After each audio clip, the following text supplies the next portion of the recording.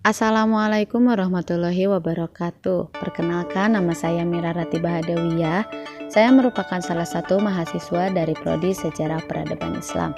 Nah, di sini saya akan menyelesaikan salah satu tugas mata kuliah Sirah Nabawiyah yang mana diampu oleh dosen kita semua, yaitu Bapak Dian Prayoga.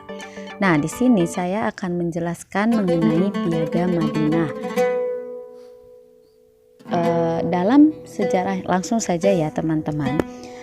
Dalam sejarahnya, salah satu bentuk kesepakatan yang melibatkan kelompok muslim dan non-muslim yang cukup fenomenal adalah Piagam Madinah yang terjadi pada tahun 622 atau 2 tahun sebelum terjadinya Perang Badar. Naskah asli dokumen ini menyebut dirinya kitab atau tulisan, sahifah atau dokumen, dan sering dirujuk sebagai sebuah piagam dan konstitusi.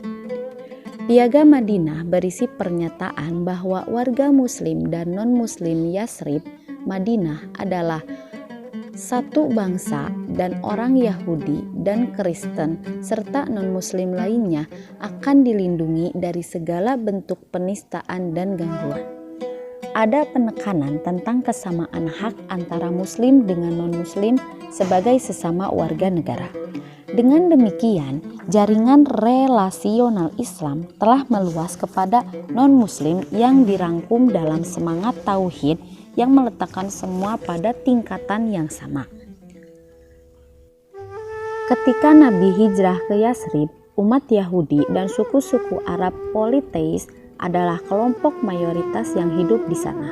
Kaum Ansor atau penolong yang sering dikaitkan sebagai penduduk lokal Yasrib menerima dan penolong Nabi dan rombongannya merupakan kelompok dengan jumlah kecil yang mendiami Yasrib. Dalam sensus yang dilakukan pada masa Nabi saja, nampak kelompok muslim jumlahnya sedikit dibanding non-muslim. Dari 10.000 penduduk Madinah saat itu, umat muslim hanya berjumlah 1.500 orang, sedangkan umat Yahudi berjumlah 4.000 orang dan sisanya adalah suku-suku Arab. Dari gambaran sensus tersebut, jelaslah bahwa Nabi dan para pengikutnya merupakan minoritas penduduk Madinah di tengah sistem kesukuan dan dinamika setelah Perang Saudara. Selain itu, suku Quraisy yang ikut hijrah bersama Nabi adalah orang-orang yang kurang mampu yang menggantungkan pertolongan dari penduduk asli Yasrib. Belakangan ini, Nabi berhasil membentuk ikatan persaudaraan antara pendatang yang muslim dengan penduduk lokal Yasrib yang multisuku dan agama atau kepercayaan. Dalam situasi seperti ini, mengapa kepemimpinan Muhammad diterima di Yasrib? 2 tahun sebelum hijrah, Nabi sering dihubungi beberapa tokoh Yasrib dari suku Aus dan Khazraj yang sudah lama dilanda Perang Saudara. Kelompok Yahudi yang pada tahun itu telah berada dalam lindungan suku-suku Arab juga mengalami perpecahan. Yasrib benar-benar krisis, sehingga membutuhkan seorang tokoh untuk mempersatukan yang bukan dari kalangan lokal, melainkan orang luar yang berasal dari keluarga terhormat supaya dijadikan hakam atau arbitrator yang disebut pihak independen yang ditunjuk untuk penyelesaian konflik atau sengketa. Dan seorang hakim yang dimaksud adalah pada sosok Muhammad yang saat itu sedang mencari sebuah tempat baginya dan para pengikutnya. Kisah penyambutan penduduk Yasrib, kaum Ansor, kepada kaum Muhajirin yang hijrah bersama Rasulullah SAW menjadi tonggak awal dari berdirinya masyarakat Madani. Untuk membangun masyarakat ideal berdasarkan nilai-nilai ketauhidan, Muhammad kemudian mengganti nama Yasrib menjadi Madinah atau kota peradaban.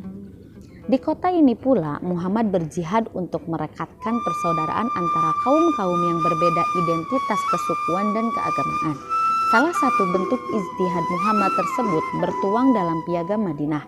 Piagam yang terdiri dari 50 butir kesepakatan itu mampu mengakomodir berbagai kepentingan golongan, suku, agama, kelompok berbeda yang sama berdiam di Madinah. Sebagai contoh, isi Piagam Madinah yang menghormati agama dan suku lain adalah pada pasal 16 bahwa sesungguhnya kaum bangsa Yahudi yang setia kepada negara kita berhak mendapatkan bantuan dan perlindungan, tidak boleh dikurangi haknya dan tidak boleh diasingkan dari pergaulan umum. Pasal ini mempertegas pembukaan piagam yang berbunyi, perjanjian ini dari Muhammad, seorang nabi, dilakukan di antara orang-orang beriman dan umat Islam dari kalangan Quraisy dan Yasrib, serta siapapun yang menyertai dan menyusul mereka dan berjuang bersama-sama mereka, bahwa mereka adalah satu umat di luar golongan orang lain. Maka salah satu aspek terpenting dalam piagam ini adalah perubahan status sosial dari pertalian darah an-nasab ke pertalian nilai atau ummah. Piagam Madinah menamakan pihak-pihak yang menyepakati sebagai ummah wahidah, umat yang satu yang terdiri suku Quraisy pengikut Nabi yang ikut berhijrah, penduduk Madinah yang sudah masuk Islam, dan suku-suku Arab yang mengikuti mereka, bergabung dengan mereka dan berjuang bersama mereka. Suku-suku Arab yang politeis juga bagian dari ummah wahidah. Suku-suku Arab menjadi salah satu pihak dalam piagam ini dan terlebih istimewa disebutkan secara khusus. Mereka adalah Banu Auf, Banu Syaidah, Banu Al-Harith, Banu Jusman, Banu An-Najjar, Banu Amr bin Auf, Banu An-Nabit, dan Banu Al-Awas. Piagam ini melarang usaha balas dendam di kalangan yang menyepakati piagam ini, sebab salah satu tujuan ummah wahidah adalah mencegah sengketa internal berdarah.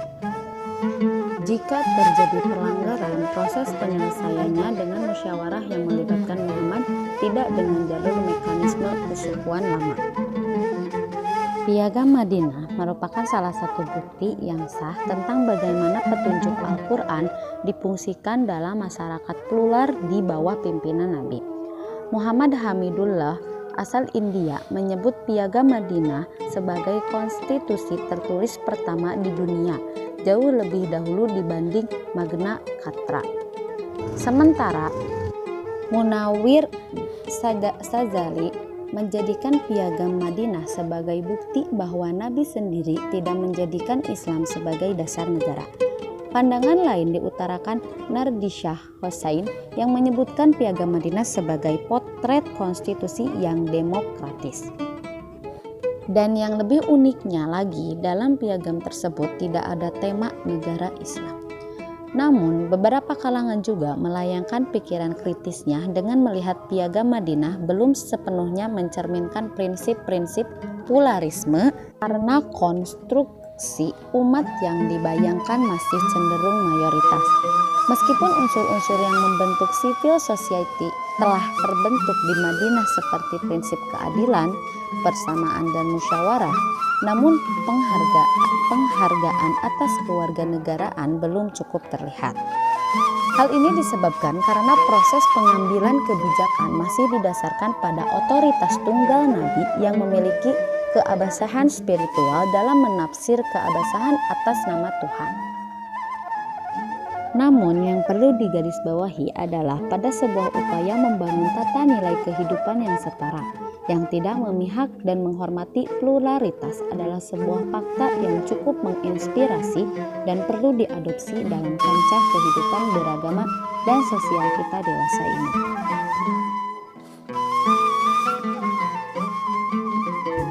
Oke, mungkin dicukupkan sekian penjelasan dari saya mengenai Piagam Madinah. Semoga apa yang telah saya jelaskan dapat bermanfaat bagi kita semua. Terima kasih. Wassalamualaikum warahmatullahi wabarakatuh.